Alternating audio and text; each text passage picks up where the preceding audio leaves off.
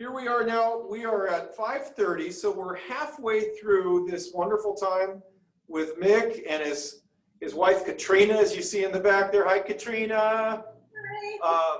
And this has been great so far. For any of you who are just hopping in here, we're stationed in Bend, Oregon, at the Mockingbird Gallery downtown, right on Wall Street. Mick and Katrina are in the Fort Worth studio, and we're being invited in for happy hour. And cheers, Mick. Cheers. And Mick has been giving us some really fascinating insight as to how this whole process works.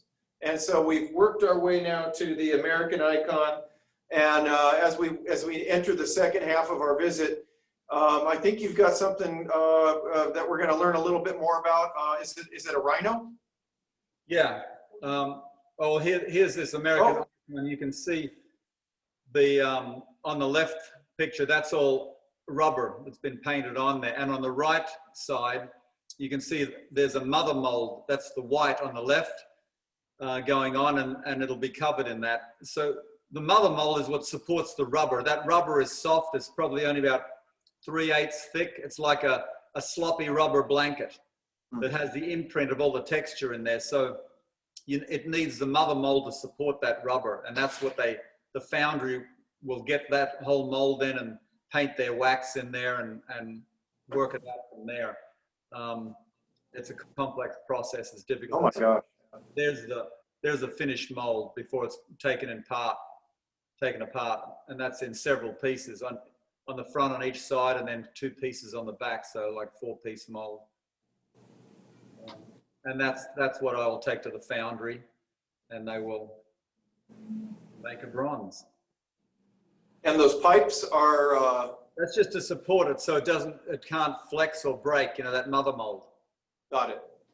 Sometimes I've made mother molds out of fiberglass, in which case you have to have sort of ribs in there to support. Otherwise, the fiberglass isn't strong enough. You don't need to build it up really thick. You just need to support the rubber. But then you need, if it's a large panel, to stop it from bending and twisting. That's what we do. But okay.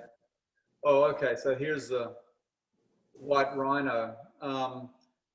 These are incredible animals. I never used to think too much about them until, you know, several years back when I did the first one, the black rhino I did. But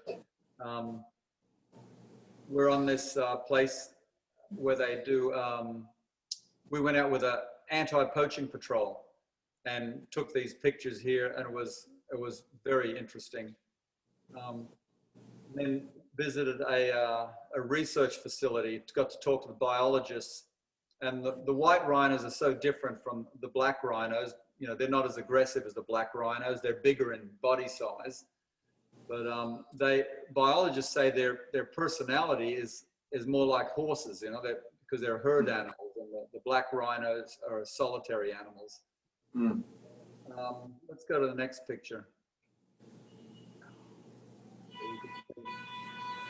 You can see that big wide muzzle on them. They're just they're like a living dinosaur. Yeah, it's incredible. To me, it seems like touching a living dinosaur. But, anyway. Yeah, I mean, they certainly look prehistoric for sure. Yeah. Incredible. Yeah, there's a lot going on with a rhino to sculpt one, but let's go to the next picture.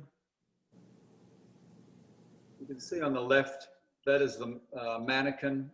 There's a wire armature inside there with aluminum wire, and there's that center steel post that's supporting everything, and then foam is put over it. That foam, as you saw with American Icon, it's just roughly shaped up and carved back until it gets to the point where I can put clay on it. The picture on the bottom is where I've started adding clay, and then suddenly realized I wanted to change the head and legs.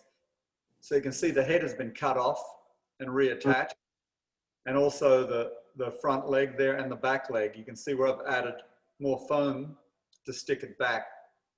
And sometimes I do, it's sometimes difficult if you get too far along with a lot of detail work. I mean, a lot of artists are hesitant to want to cut things apart and tear them apart to alter it, to improve it, sort of thing. But I found that you just have to do it, you know. Anytime I see something wrong and I've got to, you know, start cutting into it, I'm going to do it. But is there another picture there? Next picture. Next. I'm sorry, Andrew. Okay, you can see the top left that's almost covered in clay. You can see the whole attitude of the animal. And that was what I was trying to do. You can see this animal he's trotting along like a horse would be trotting. He's got his chin is down, but he's tucked up. He's sort of gathered up. He's twisting his tail around, looking quite playful. That's why the title I came up with was, what was the title? Attitude is everything. Thank you. Oh, okay. Here we got this.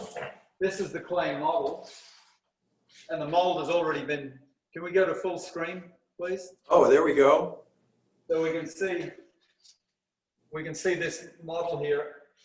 The mold has already been taken on this.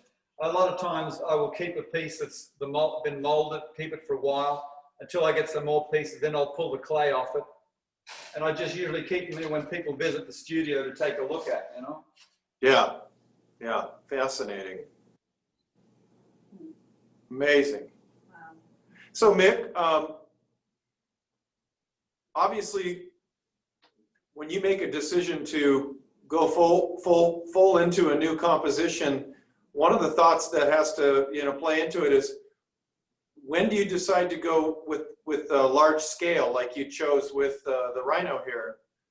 That's a beautiful piece that obviously could have been done in a smaller scale as well, but there's got to be something that that goes through your mind where you think, hey, this is going to be, I'm going to do this in grand scale. And why do you make that decision, you know, occasionally? I guess just the subject matter or the composition I come up with, and where I imagine them being, where they would go in a building. Mm-hmm. And I like this piece, you know, the first black rhino I did was in this size, slightly smaller than this, but that was one I did on spec. This piece, a gentleman who bought one of the first ones, the black rhino, wanted me to do a white rhino, so this was a commission. And so I've done an edition of it. It's only an edition of 8, 9. Okay. But so, you know, I like that size, but you're right. I mean, even with the black one, you know, in a size, you know, like 20 inches long, it's sort of like, you know, 12, 14 inches high. I mean, that would be a very popular piece as well, you know. And yeah, at some point I will get around doing that. I'm not done with rhinos, you know. I mean, yeah. I also like the Indian rhinos as well, you know, but right. They're such a great subject matter for sculpture, you know. You are one of those artists that very rarely decides to do a larger version of a piece that you've already done, as you know. And I do know a lot of other artists that I guess they utilize that opportunity more often if they were, you know, if they are happy with a particular composition. One of the first things that they start thinking about is, well, now I'm going to do a big one. But I've noticed with you, you only do that occasionally, very, you know, kind of rarely, where you have a smaller size piece, and then you maybe decide to do it in monument. Is that usually through a commission? Yes. Well, it's a lot of expense, you know, like, you know, obviously, you know, a painter can do a great big painting without a lot of expense. So I know frames can cost a bit, but it's no comparison to what a casting would cost of a monument. Sure. Sort of thing. So yeah, and then the mold, you know, is another part. That's really expensive as well too. But so with smaller pieces, obviously, you know, all the pieces I work on, I think about scale and what they would look like in a larger scale. And you know, some pieces, you know, obviously will lend themselves to that better than others. But I have some newer pieces. That, yeah, do you have another slide there, Amy, please? Oh, before we get off the rhino. Back one, Amy. yeah, you can see that's that rhino being molded. You can see all those playing cards there. They're just dividing lines. There's plastic in between, which you can't really see there. Gives a continuous line, so they're just flanges, so you can build up sections of the mold. And the bottom mold, you can see the rubber on the right, and on the head is the mother mold already, which supports the rubber. So that's that. And you can go to the next. Yes, so here we have the pieces from the foundry. That's all these pieces are cast, are cut up in the wax and then cast in separate pieces, and they all have to be welded together. And they use small die grinders that they have to match all that texture that I've had in there originally, so you can't see that there's any seams in anything. And even large pieces like monuments, like that longhorn steer I did a few years back, I think that was 44 pieces of metal. It's like a big jigsaw puzzle. As well as stainless steel inside there, stainless steel frame.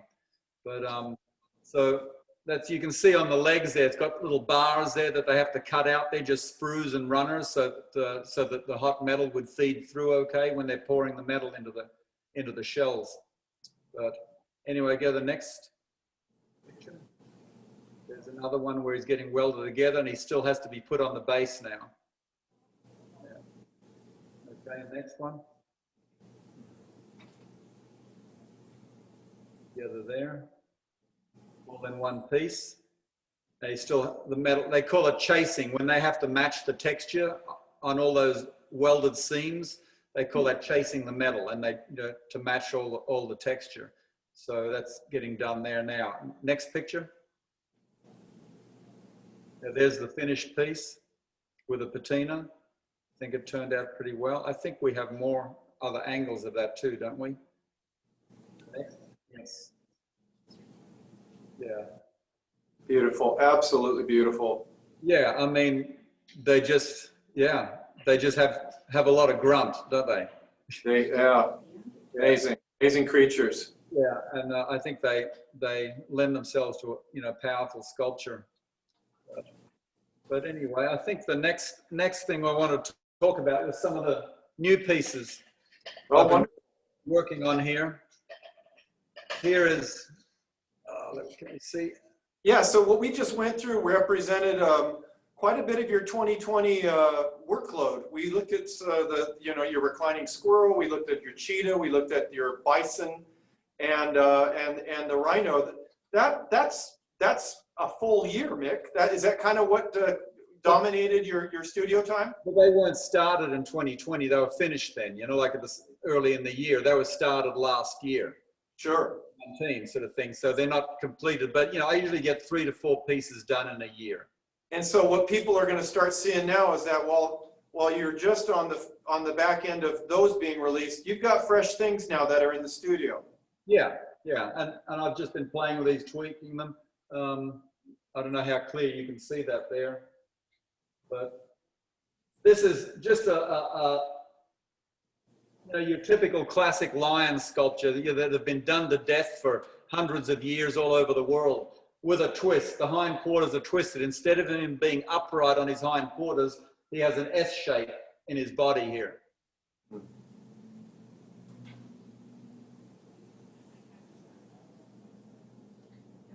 That's just beautiful. Yeah, it's just beautiful. And this will be released. Yeah. Mick, I'm noticing something different here too.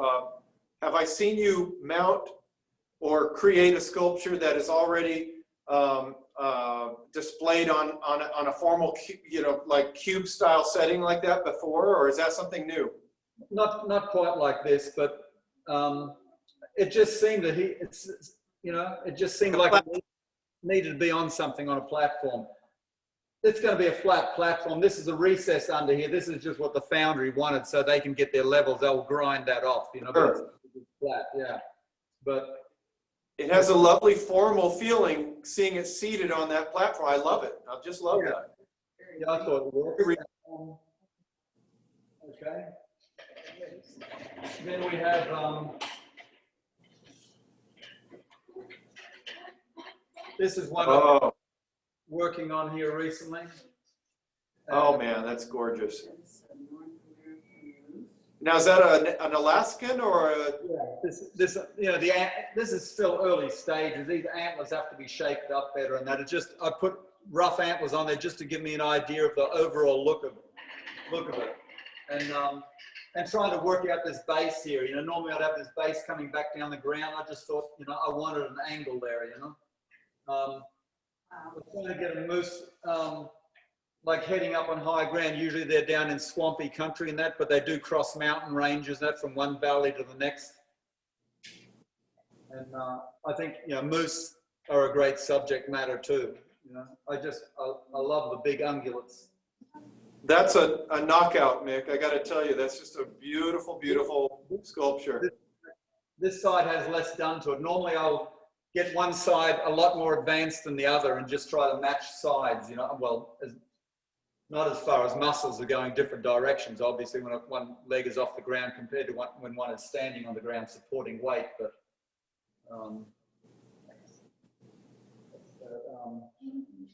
moose there. And here we have a cougar piece. Oh, wow, that's gorgeous. Oh my gosh. So, and again, I had him without the base, and then I just thought, I thought he maybe needed a base as a frame on a picture, kind of. Boy, oh boy. Again, it's a very similar, classic looking, stalking cat. Oh. Mm. Yeah, like some of the old animal lures. You really have to understand that animal's personality in order to sculpt it that well. You're getting inside of its mind. Well, Jim, I don't know how other people do it.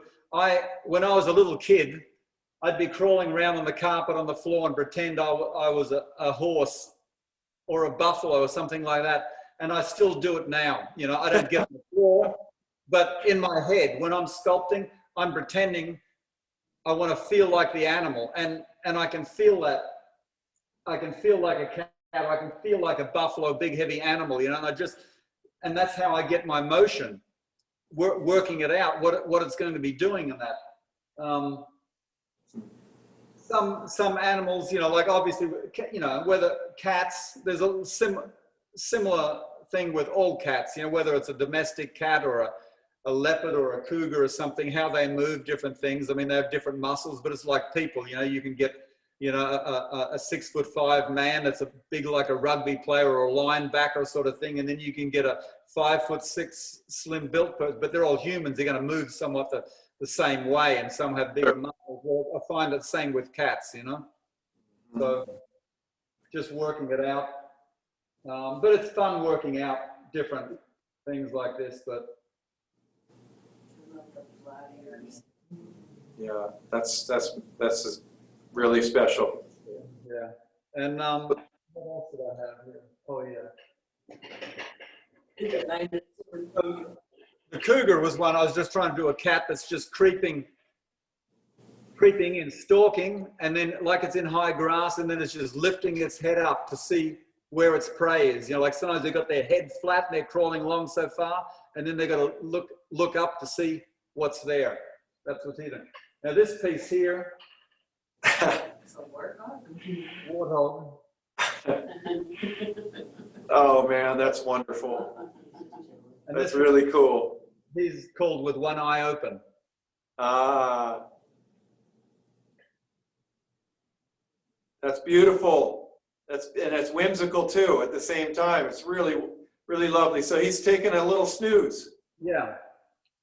And this, see, I didn't want to put a base under this for some reason. I didn't feel it needed one, but yeah.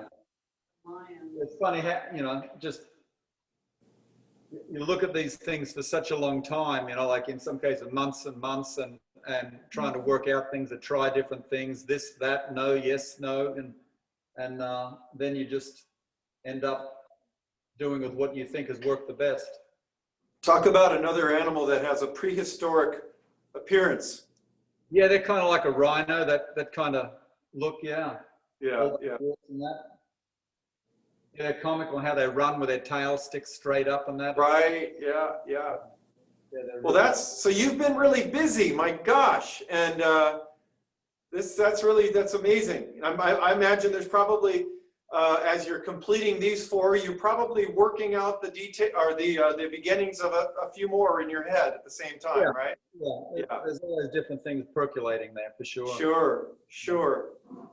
Gosh, Mick, well, this has just been so wonderful. We feel so fortunate. Now we're down to about 5 minutes left here with you. Is there anything else going on in the studio that we should be taking a look at here today while we have this chance? Somebody asked what foundry he uses. Oh, well, okay. We did get a viewer question. Do you want to hear? Yeah. I was just relayed this important information coming in. Somebody wants to know, do you use a particular foundry, or do you also, is there any, sometimes artists use more than one foundry, or do you have a favorite foundry? Do you have a foundry that you dominantly work with? How does that work out for you? I've used a foundry that's 40 minutes from me here, and it's, you know, they all have their problems. I mean, I find if you're close to one, at least you can deal with it better than you can from a distance. You know, not to Sure. say I've used foundries that are further away and will in the future for sure, you know. But it's, yeah, it depends how busy they are at a time. And, you know, some have great workers, you know, in there that you build up a rapport with, and those workers know what you expect and that, and then suddenly that worker's left, gone somewhere else, and then someone else is there and you're thinking, no, this isn't working, you know? So yeah, that's interesting. That's a problem that we wouldn't even perceive from our angle, but I'm sure you have to get to know everybody that you're working with over at the foundry. Yeah, it makes it a lot easier, like being able to talk to all the people, you know, from when they pour the waxes to the people that chase the waxes, you know, when they come out of the molds, there's seam lines in the waxes, so that people have to smooth out all those seam lines and that. Mm-hmm. And then another room where people will cut them into pieces and stuff. Mm-hmm. And well, where do you want it cut? You know, some people, you know, not on something this small, but hypothetically, if it was a large piece, somebody might just cut a line straight down the middle of the face or something, when you've got this dead straight line, which makes it difficult to match or blend, instead of something coming off the side or at a different angle. Okay. Now, you know, you had told me in a recent conversation that you found it beneficial for the person who is working with you on that aspect of the process to come to your studio and work with you in the studio. Well, I have the mold maker now. Yeah, comes to the studio and does that. And so, yeah, working out where the seam lines are going to be. Yeah, we discussed that, and that works out well. You know, with small pieces, it's easy to take to someone else's studio. It's on larger pieces, it's more of an issue, you know, that you have to think about it a lot more. But generally, yeah, small pieces aren't too bad. Okay. Another important question coming in from a viewer. Mick, do you ever think about doing a giraffe? Yes. Oh yeah, no, giraffe's another great subject. Yeah. I've got a bunch of photos of giraffe, a lot of reference in that too, but yeah, I just haven't got to it yet. It's, you know, yeah, there's more cats I want to do too. Yeah. Yeah, there's kangaroos. Are you just as excited about this as you've ever been, or even more so? I mean, you're really doing well, Mick. I feel so lucky to be able to do this for a living, you know? Yeah. Yeah, I think I lucked into something like this. I mean, art is what I've done most of my life, as far as when I was a kid, you know, like in school, it was the only thing I was any good at. You know, I had a lot of learning difficulties and that. So this was what was more natural for me. And then, you know, doing taxidermy, you know, obviously, I guess people that know of me, my background, butchering and taxidermy and that, everything has helped get me to this point, you know. And not to say that, you know, I know a lot of artists or sculptors out there that do fabulous work and don't have a different background than me. And sometimes I'm just surprised that they can do what they do without the background I've had, and they've gone and learned how to do this. What I've done is, I've gone the long way. I mean, the long way around. And Yeah. I think any young person wanting to be a sculptor, I would direct them, go find people that do workshops, somebody whose work you like, and do some of those workshops and that, because that would be fast tracking, talking to some people that could be mentors and that. But yeah, mine has been trial and error over a long time now. Actually, I should have brought down, I forgot I had a little sculpture up in the house, a little clay head that I did when I was 11 years old in 1967. Oh. So since that point, I've dabbled in sculpture and that, and yeah, I've always just loved it. And then to finally be able to do it for a living. I mean, I enjoyed it in taxidermy. What I enjoyed the most was sculpting the mannequins, wiring skeletons together and making complete sculptures over the skeletons, which would then be molded and used in the taxidermy industry. And that, I found that a lot more interesting than putting skins on mannequins. But this is it for me. And yeah, I think Katrina also, we both feel very lucky to be able to do this.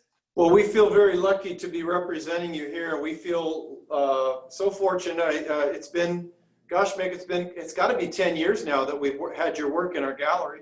Yeah, easily, right? And we have a collector base that looks forward to every visit to the gallery. They so look forward to seeing what you do. Thank you for being with us here at Mockingbird, and thank you for today. This was a great opportunity to learn more about the whole process. Thanks, Jim. Thanks, Jim. Katrina, yeah, thank you guys. Thanks to everyone who tuned in there. Yes. Okay. Thank you, Katrina. Okay, well, I guess we'll sign out on that note. Cheers, Mick.